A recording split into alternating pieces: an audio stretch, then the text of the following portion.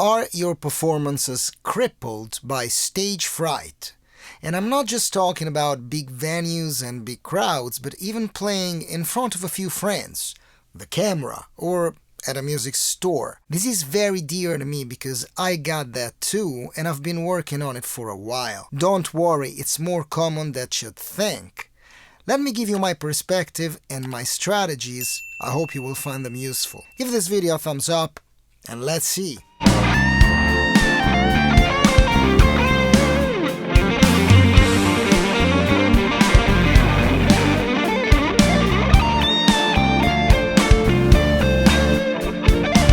I am a bit of a weird animal on this topic.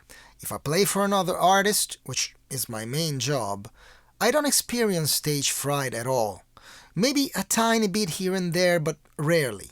I played stadiums with no real anxiety. Things change though when I play something that I really care about, that I have stakes in. This difference is very important, and I'd say crucial to explain what it is and the solutions I adopt. So let's try to analyze it.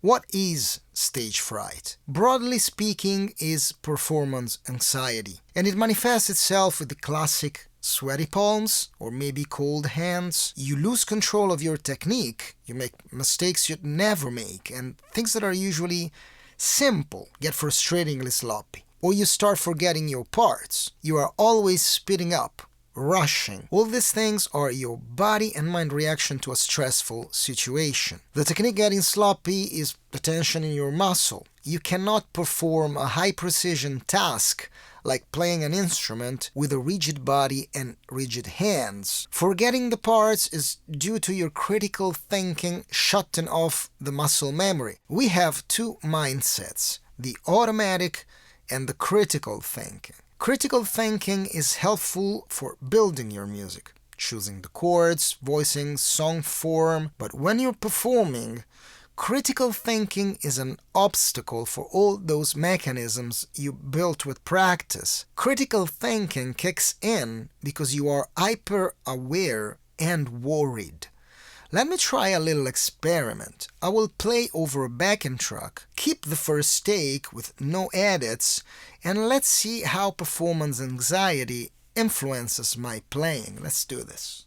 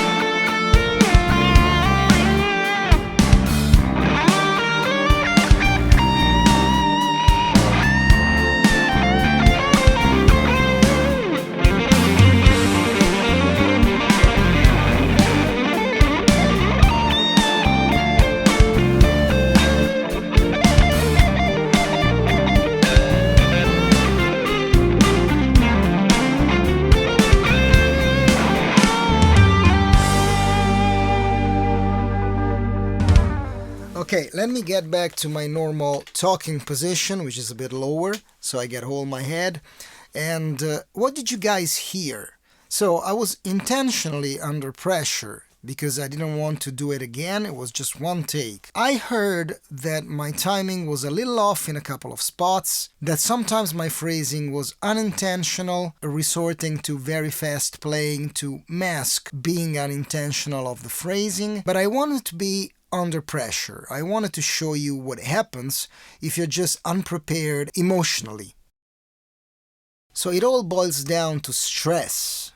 What is that causes this stress, and what can we do about it? It's fear. It's all fear.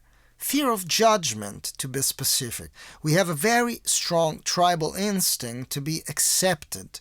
In ancient times, not being accepted by your tribe would mean certain death, left alone in the savannah to chat with lions. And that happened for hundreds of thousands of years. We have evolved to seek the acceptance of our peers. It's really that simple. We are afraid of not being approved and accepted in a community because we would die. It's easy to make the mistake of thinking that this is a rational choice. It isn't.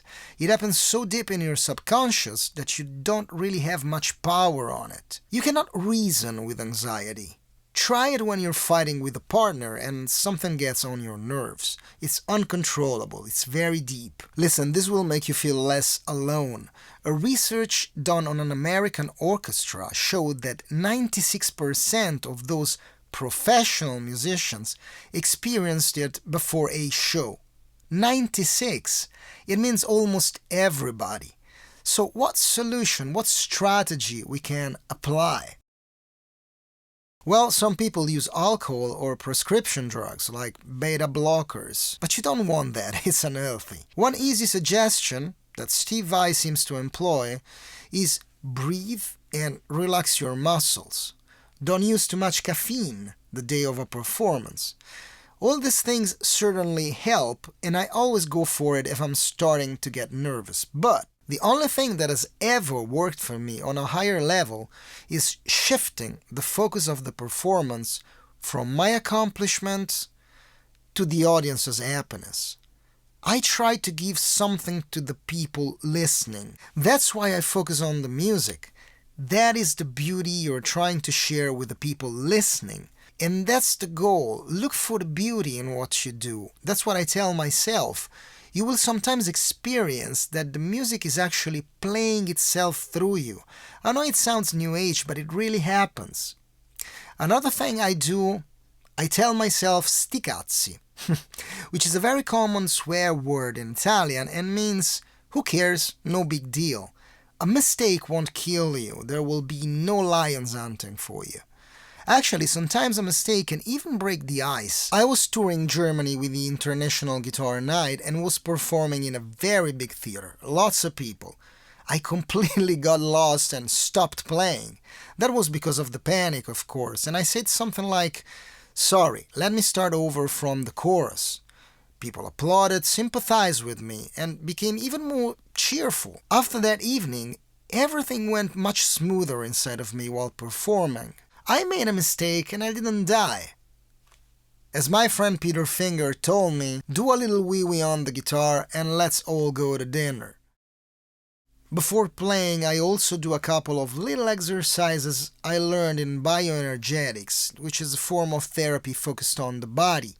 So you basically work on the body reactions to stress to lower the stress itself.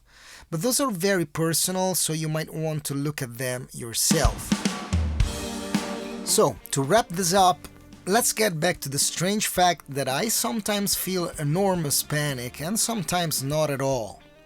Because I think it can help you. It's not the size of the crowd or the importance of the event itself. It's how important it is for your self-esteem. If I play my songs, my arrangements, my project, I am pushed into thinking that it will define me. It does, to a certain extent, but what really defines you is your everyday work to get better and give the world your gift of beauty. A mistake won't compromise that. You being worried could do much worse. So to sum up my strategies and my suggestion, focus on the beauty of the music. Do it for the audience and you won't die from a mistake. Relax, breathe, and sti cazzi. You might want to watch this video next about the importance of studying without losing feel and spontaneity. Subscribe, ring the bell. Ciao!